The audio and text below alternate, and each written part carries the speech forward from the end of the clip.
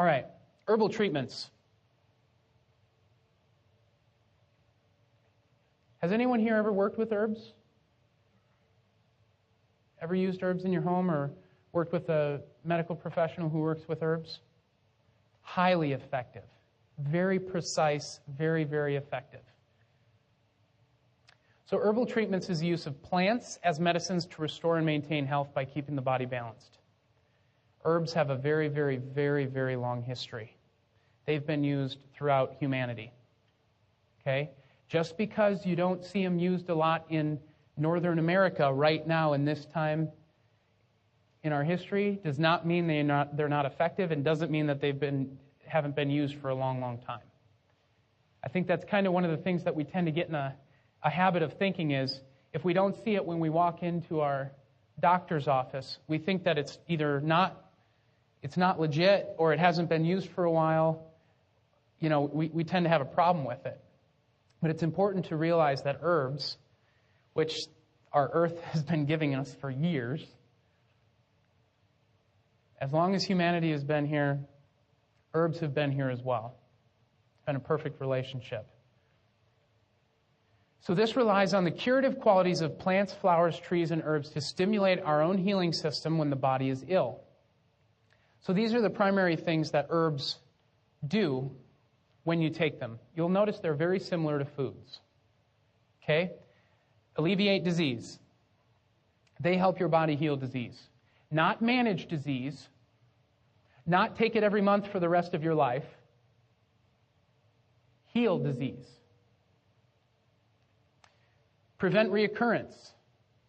Herbs help to make sure that once you've taken care of the problem, it's taken care of. As long as you don't continue to do the thing that caused the problem in the first place, the problem won't come back because you've resolved it.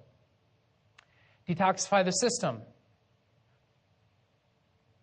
One of the concerns, especially after going through Lesson 7 in environment, one of your major concerns should be making sure that your body can detoxify itself, knowing all of the stuff that's going on around us. Knowing all of the chemicals and the things that we're coming into contact with on a day-to-day basis, which we really can't control. We can't get out of the way of these things. They're all around us.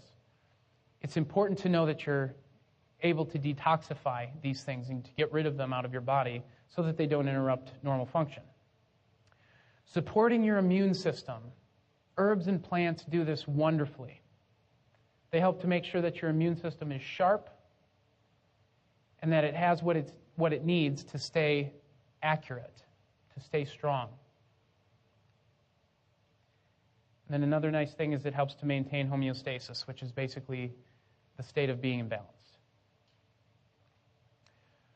Herbs can be used in many forms.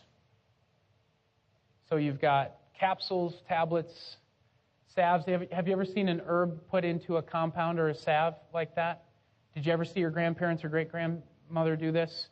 Where they would put herbs in suspensions, and then you could rub it on something just like a lotion, and it would be curative just like a medicine would be. You can put it on compresses, so you can put it in water and put it over a cut or something like that, and it helps as it acts like an antibacterial, but it's natural. Wet cloths, suppositories, teas, those types of things. All of these things are used as delivery mechanisms for herbs. So these therapies are used to build. So you build tissue, you maintain, and you repair it along with the cells.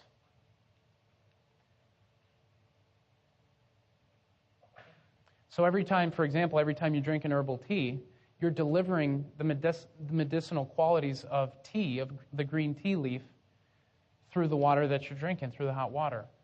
And it's helping to support your body's proper functioning. There's 4 basic types of herbs, okay? You have toning herbs, which are astringents, and they contain organic acids, particularly work well in tightening tissue or drying things out, okay? Bitter herbs, which help to cleanse and loosen within tissues. So they contain alkaloids and other related compounds, so they're non-acidic. all right? And they're used for cleansing and stimulating the function of organs. So when you take these herbs, they help to make sure that it kind of upregulates organ function, all right? One thing I want you to know is the reason I'm telling you this is just for your own information. I'm not expecting you all to go home and to be able to immediately begin to work with herbs. What this actually might help you do is it might help you find a health practitioner who does work with herbs and give you enough of an understanding to be a good patient. Because many of you, without a basic understanding that how herbs work and how effective they actually are, you'd actually be one heck of a patient to deal with, because you'd walk in the door not really believing it would work in the first place. You're just there because you'd rather be there than in a regular doctor's office. All right? So this is important, whether you plan on going home and using these immediately yourself, or whether you want to eventually find someone, a health professional that you work with in your family, or for your family. It's going to be important. Okay? So soothing herbs. And they contain thick glue-like substances, and they mimic the mucosal linings inside your body. Remember how we talked about the mucosal linings in your intestine, in your stomach, around your eye sockets and nose and mouth? This is where your body's first line of defense is. This is the first part of your immune system that grabs on to the outside environmental factors, bacteria or viruses, and helps to grab it and learn it. Your adaptive immune system uses this to do that. And herbs are very, very similar, where when you use a soothing herb that has something like that, anyone ever seen aloe? Would be a perfect example of a soothing herb. It's a plant that has amazing curative properties, and it's kind of like that jello-y, glue-like substance. Okay, it helps to soothe, build, and protect tissue. Anyone ever used aloe for indigestion? Acid reflux? And if you want to soothe your intestines, your stomach, drink aloe. Raw aloe. There's a lot of processed aloe out there that isn't really worth buying. But aloe is one of the best possible things you can do to start healing your digestive system. So anyone who's had digestive problems or would like to heal a digestive issue, drinking aloe is one of the best possible support things you can do. That's an example of how to use a plant. And then aromatics, the types of herbs and things that have curative smells and aroma properties to them. Okay? So they contain more volatile oils and resins, and they're typically used to stimulate energy flow. So when you smell these smells from a plant, it actually stimulates the flow of blood and energy in your body. It upregulates metabolism. How our body responds to our natural environment is amazing. And it's amazing how these herbs work. So they also increase the potency of other herbs or medications that a person may be taking. So sometimes they use these as a catalyst to help boost the effectiveness or the power of another compound. Okay? So you can use Section 7 in your reference guide is the natural medicine chest, and you can read all about herbs, and we have lists of herbs in there.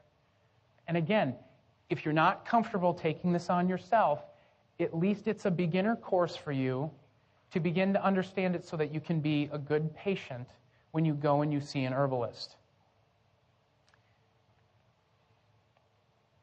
Homeopathy is the next one. Okay? And I want to make sure that everyone realizes that the term homeopathy is not to be confused with home remedies. It's not to be confused with herbs and things like that. It's not to be confused with naturopathy, which is working more with herbs and things like that. Homeopathy is a very, very specific science on its own. It's been used for getting close to 300 years here. It was created in Germany, and it's created on the law of similars, and I'll explain that in a little bit.